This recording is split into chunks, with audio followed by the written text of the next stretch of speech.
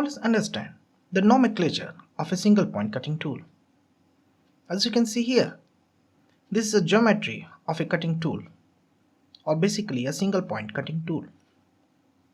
It has back rake angle, side rake angle, and relief angle, side relief angle, and cutting edge angle, and side cutting edge angle. Along with, we have nose, which has a radius which is called nose radius, a lip angle, and a base with shank. Shank is nothing but the length of the tool. The back rake angle is the angle between the face of the tool and the line parallel with base of the tool, which is measured in a perpendicular plane through the side cutting edge.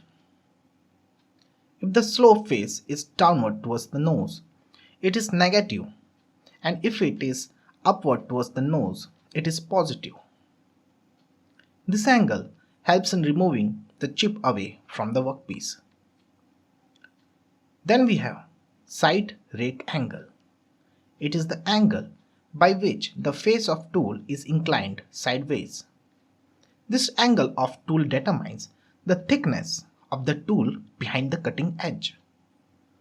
It is provided on the tool to provide clearance between workpiece and tool so as to prevent the rubbing of workpiece with end flick of the tool.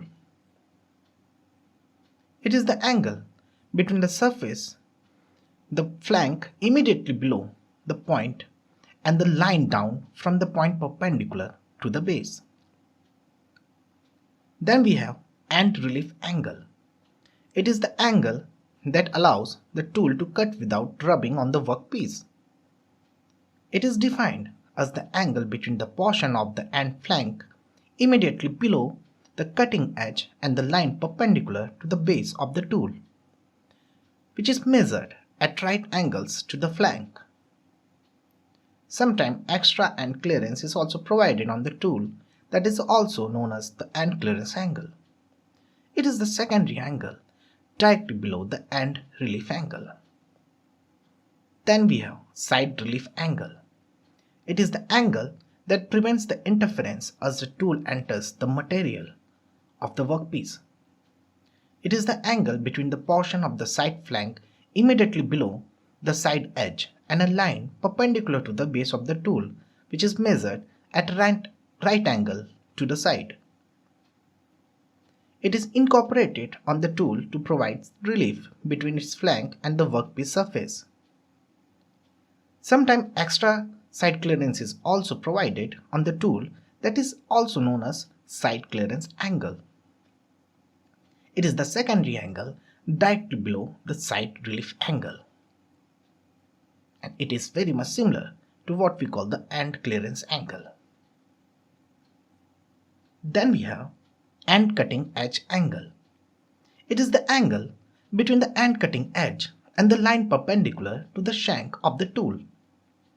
It provides clearance between tool cutting edge and workpiece. And then we have side cutting edge angle. It is the angle between straight cutting edge on the side of tool and the side of the shank. It is also known as lead angle. It is responsible for turning the chip away from the finished surface. And last but not the least, we have nose radius. It is the nose point connecting the side cutting edge and end cutting edge. It possesses small radius which is responsible for generating surface finish on the workpiece.